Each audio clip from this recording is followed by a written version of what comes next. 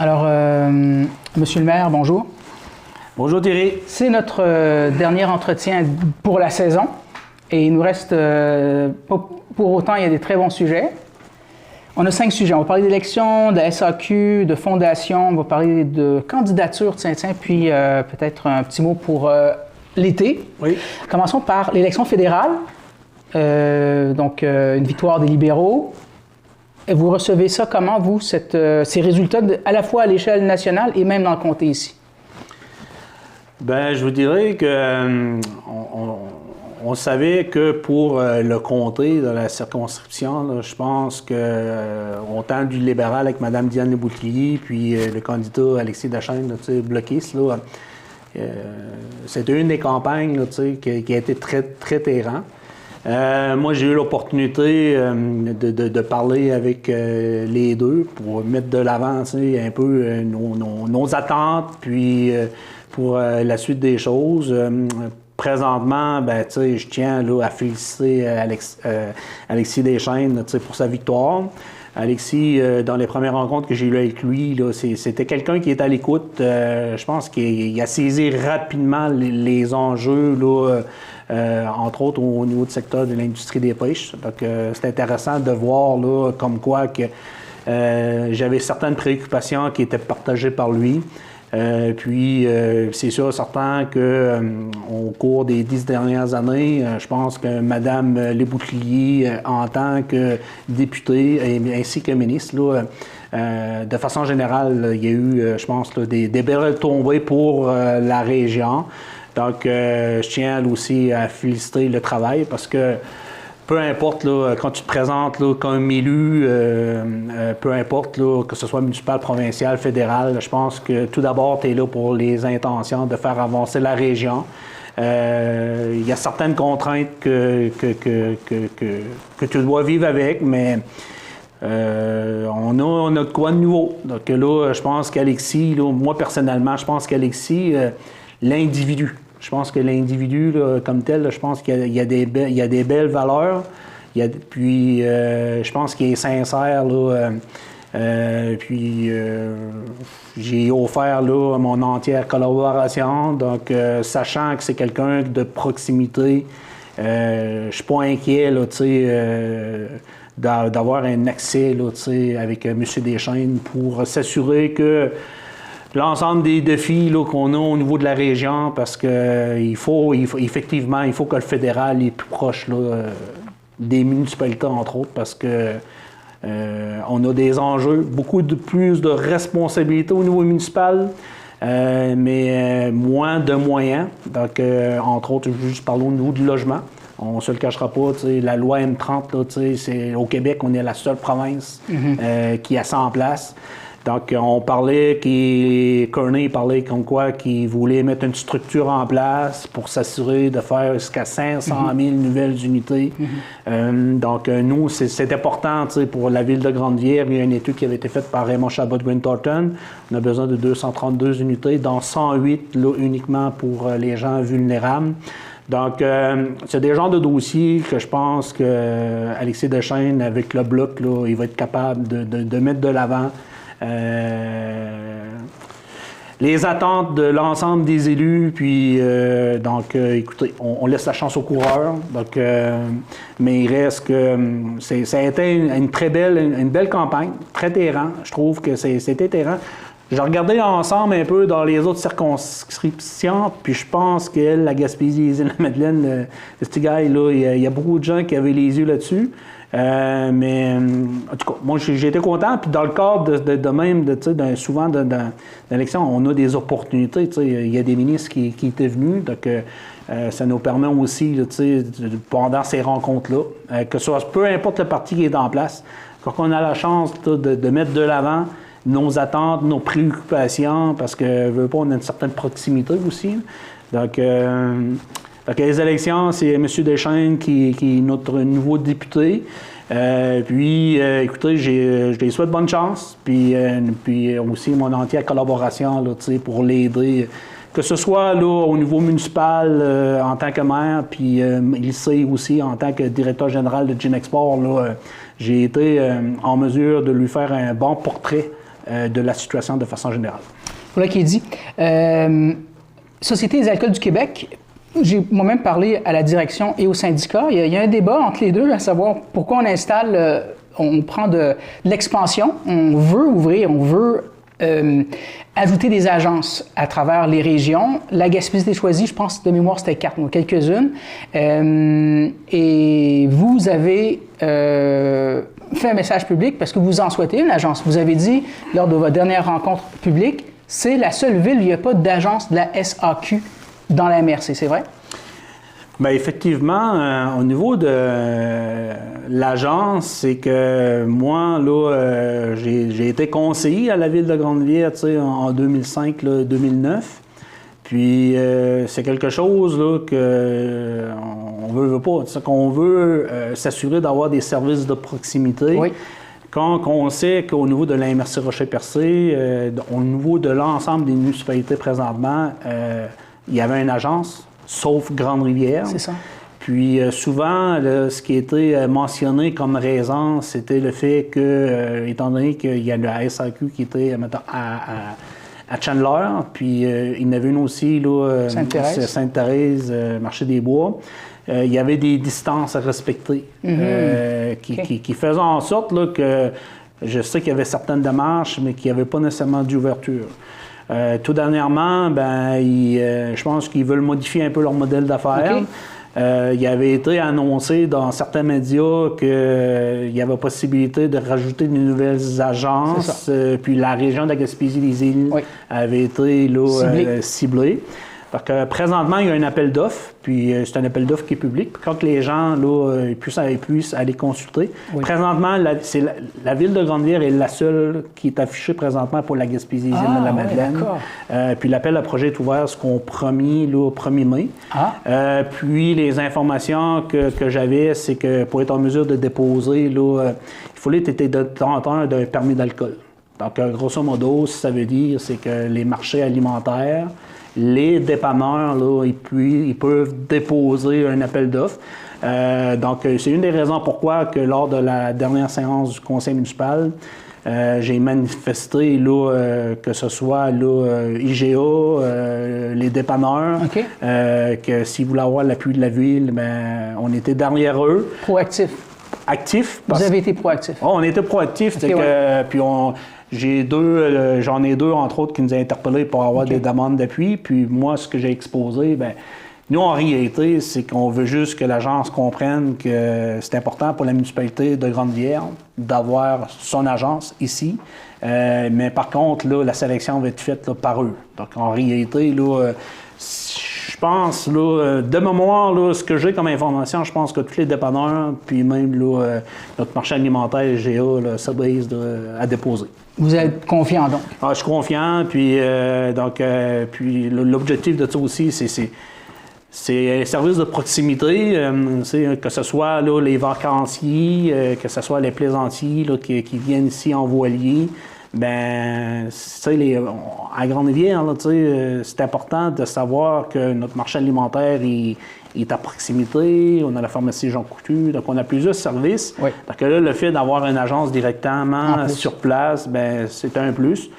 Puis dans une autre préoccupation en tant que maire, moi, veux pas, puis même moi, là, que souvent, quand on veut se procurer soit de l'alcool ou certaines bouteilles de vin qui est non disponible là, au dépanneur, il faut aller à l'extérieur de la municipalité. Puis souvent, quand tu es à l'extérieur de la municipalité, tu as besoin d'autres choses, que ce soit une pinte de lait, un pain ou quelques éléments sur ta liste d'épicerie. Étant donné que tu es sur place, valeur ajoutée. C'est le fait que l'agence qui est ici, c'est un plus pour la municipalité. Ça.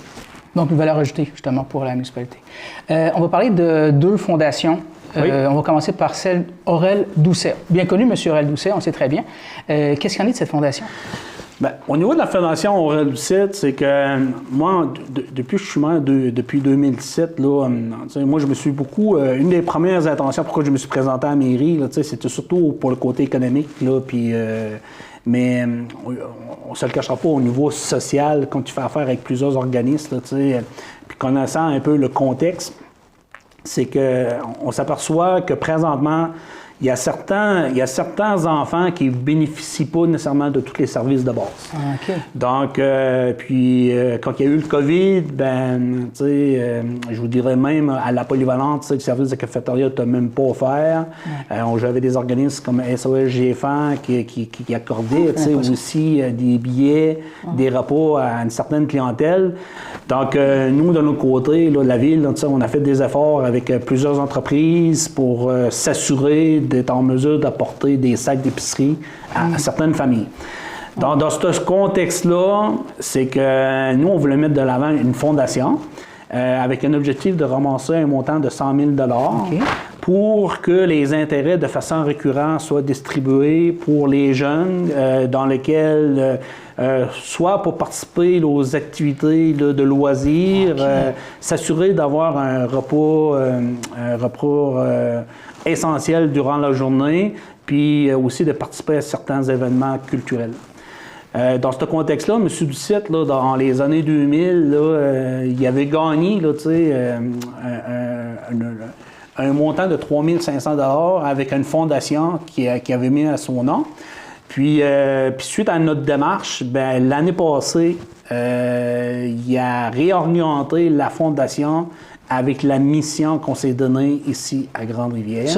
Sociale. Puis l'an passé, quand on a fait là, le souper de la fête des mères, on a réussi, là, avec l'ensemble des partenaires, d'injecter un montant de 10 000 $ au niveau de la fondation. Bravo. Donc, là, pourquoi j'en parle, c'est qu'il va y avoir là, un souper là, de la fête des mères le 10 de mai. Ah, OK. Ce que j'en sais présentement, là, c'est pas mal, c'est sold out. Là, tous les billets sont vendus. On a des partenaires commanditaires qui nous soutiennent. Donc, ce genre d'événement-là, les profits vont être dédiés à 100% là, pour la fondation. Donc, on a à peu près, je vous dirais à peu près, exemple, une quinzaine de mille là, présentement dans la fondation qui viennent rapporter à peu près 1 000 $ annuellement. Donc, l'objectif d'avoir un 100 000, c'est s'assurer peut-être d'avoir un 8-9 000 de façon récurrente, de façon là... Puis il y a un comité qui est en place, puis le but, c'est d'être en mesure de pouvoir répondre en partie certains besoins. Aux plus démunis, là, si j'ai compris, aux gens qui sont... Donc c'est 100 000 qu'on vise. C'est ça, 100 000. Une autre fondation qui s'appelle Étincelle Jeunesse. Fondation Étincelle Jeunesse, c'est une initiative qui a été mise en place par la commission scolaire là, René Lévesque, qui couvre le territoire de Matapédia jusqu'à Saint-Georges-de-Malbaie. Étant donné qu'il y a 3 MRC, là, il y a un comité qui a été mis en place pour s'assurer de recueillir là, des donations dans chacune des MRC. L'objectif, c'est de ramasser 1,5 million. Donc, moi, j'ai été interpellé. Ils voulaient avoir un responsable pour la MRC Rocher-Percé. Oui. Écoutez, c'est sûr que je suis très occupé. Ça, je ne cherche pas nécessairement de job, là, mais pour la cause, je trouve ça super intéressant. C'est que présentement, j'ai mis un comité en place avec qui je travaille. Donc, je suis content de savoir. Dans mon équipe, là, j'ai M. Claude Blais, qui fait partie de mon équipe, Philippe Berger, connu, Dominique Giroux, puis aussi, là, j'ai une petite on pourra revenir, il n'y a pas de problème. Mais puis le coordinateur, là, c'est M. Louis Bugeaud. Donc, c'est Marc Lusignan. Marc Lusignan qui est embarqué avec nous aussi. Donc, notre objectif, là, moi, mon objectif, c'est recueillir 200 000. Oh, quand même. 200 000 au niveau de l'MRC. Oui.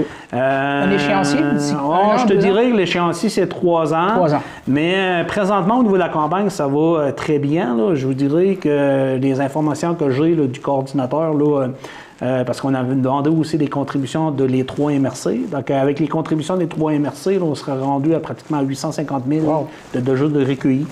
Il y a des familles qui s'impliquent, puis ce qui est bien d'une fondation, au niveau fiscal, il y a certains avantages aussi pour les dons personnelles. Oui. On ne se le cachera pas que c'est pour une bonne cause. Hein, c'est pour, entre autres, je vous invite à aller voir le vidéo que j'ai partagé sur ma page de maire. Oui.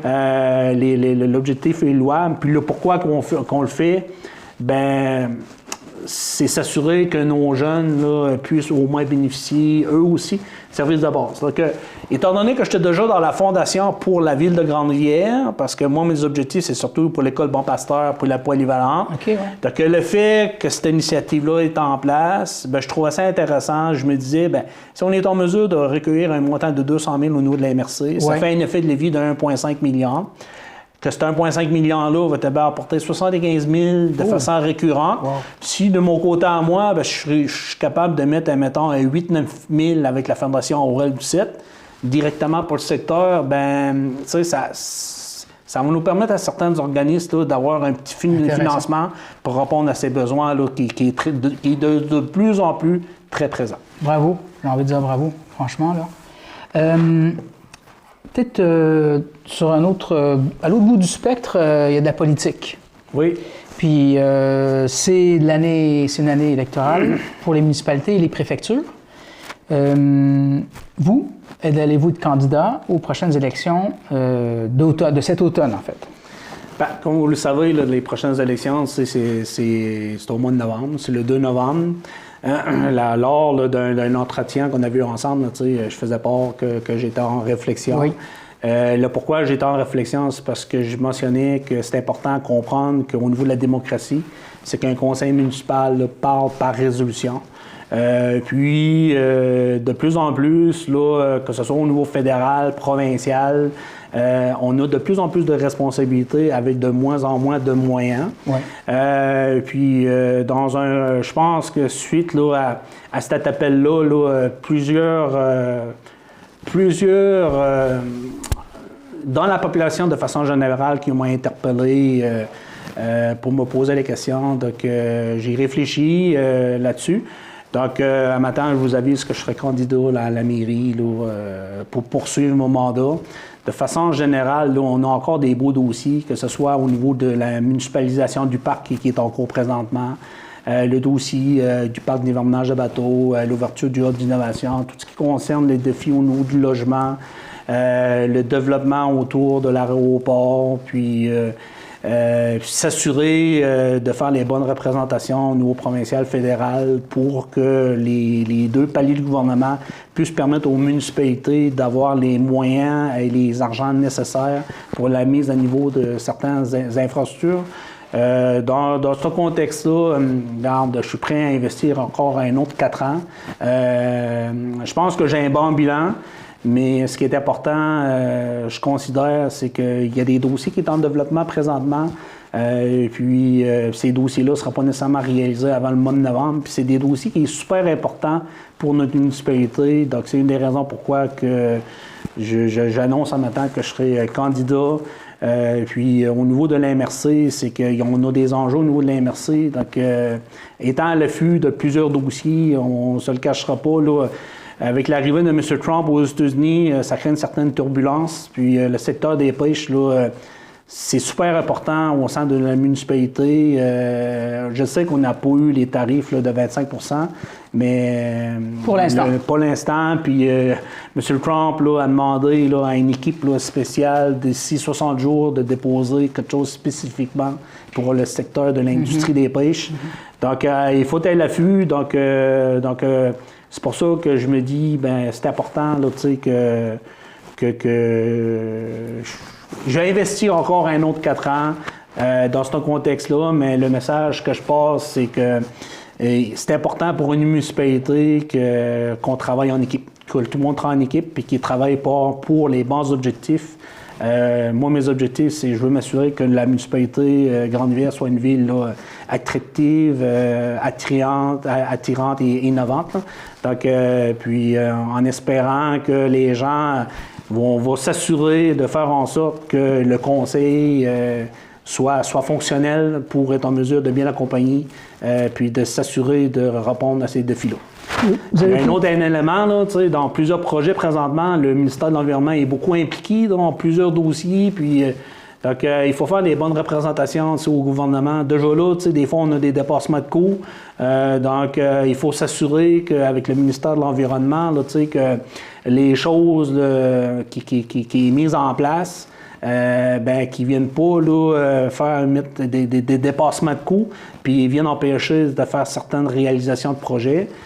Comme vous le savez, là, je me suis aussi, là, par résolution puis publiquement, là, j'ai dénoncé là, le projet d'Ogat. Du 300 mètres. Qui a fait grand bruit. Qui a fait de grand bruit, mais il reste que c'est important parce qu'une municipalité qui est dans des projets de développement présentement, donc il faut s'assurer que, parce que ça a créé beaucoup de questionnements. Je sais que ça fait du bruit, mais ça prend quelqu'un là, qui connaît bien ces dossiers. Puis ce genre de dossier-là, ben, je pense que si on veut supporter notre développement, diversifier notre économie, ben il faut faire en sorte que ce projet d'Agathe-là demeure ce qui est en place présentement et non d'y aller avec ce qui est proposé à 300 mètres. Juste pour mémoire, première élection 2017? Oui. Donc, 21, ce serait votre troisième mandat? Ça sera le troisième mandat, parfait. oui. Pour terminer, l'été est à nos portes, vu que c'est la dernière entretien de la saison. Peut-être un mot pour encourager, j'ai eu cette idée, encourager les gens à participer aux activités qu'offre la ville de Grande-Rivière en saison estivale. On sait que c'est pas les activités qui manquent, je crois. Mais écoutez, tout dernièrement, là, on a fait l'acquisition là, de Mme Jennifer Alain-Huard, qui est notre nouvelle directrice là, loisirs communautaires et culturels là, à Grande-Rivière. Donc, on est bien content de son acquisition. Je sais déjà là, pour la fête de la Saint-Jean, organiser une belle programmation. Puis pendant la période estivale, ben, on a toujours là, nos mardis chez le Parvé. Au niveau du comité de loisirs, là, le spectacle, là, les billets vont être mis en vente là, pour notre spectacle là, cet automne, là, parce qu'on avait toujours un spectacle au mois d'avril, oui. Que là, il est remporté à l'automne. Donc, ça, avec Mme Guylaine Tanguy, Bennett Jones. Donc, les billets vont être en vente bientôt. Parfait. Puis pour cet été, ben, on va avoir notre première édition, là, Bras de fer. Donc, une compétition là, qui c'est bien parce qu'on a le partenariat aussi de l'Association provinciale du bras de fer du Québec. On a un bon comité qui est en place. Puis comme vous le savez, là, on a des jeunes de la place qui font présentement des compétitions là, même là, nationales puis même internationales, puis qui sont très bien classés. Donc, ça va permettre à la population locale d'avoir l'opportunité de les voir là, actifs directement chez nous là, à Grande-Rivière. Donc, je sais que ça suscite beaucoup d'intérêt. Donc, on est bien contents. Donc, puis pour la période estivale, bien, c'est sûr, certain que dans la MRC Rocher-Percé, là, je pense qu'il va y avoir là, plusieurs activités. Donc, puis sachant ce qui se passe aux États-Unis présentement, bien, il semblerait-il que le fait que la dévaluation de notre dollar, puis de beaucoup de gens qui ont changé un peu leur plan de voyage. Beaucoup même, oui. Donc, ils veulent prendre la direction de la Gaspésie, les îles de la Madeleine. Donc, écoutez, là, il faut démontrer qu'on est accueillant, puis s'assurer d'offrir des bons services.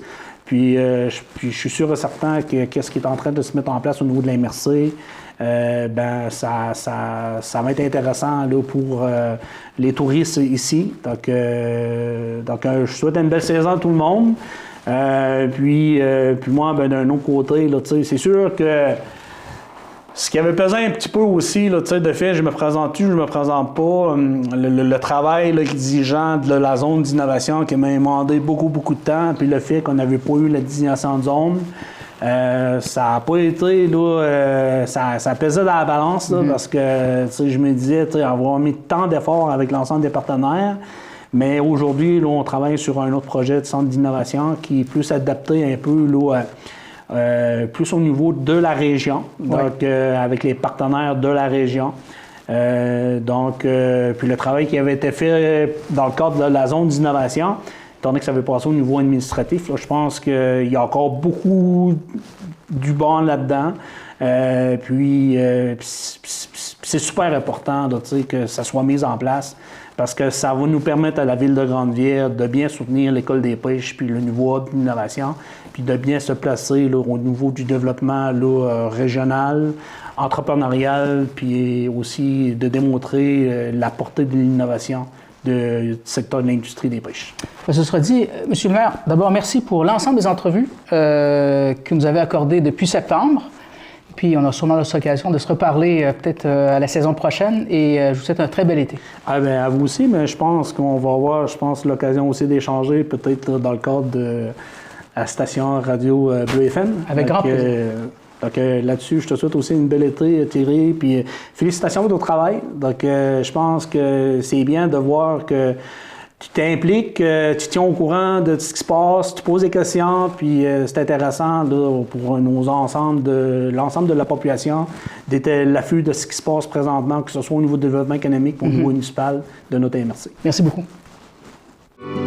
Vous recherchez une expérience d'hébergement en Gaspésie alliant un site exceptionnel avec la découverte d'un menu culinaire du terroir gaspésien? C'est ce que vous offre le motel Fraiseur de Chandler et le restaurant Le Sieur de Pabot. Utilisez notre borne automatisée lors de votre séjour, réservez une table, découvrez notre menu ou commandez votre repas directement sur notre site web. Pour un séjour inoubliable, le motel Fraiseur, un incontournable en Gaspésie.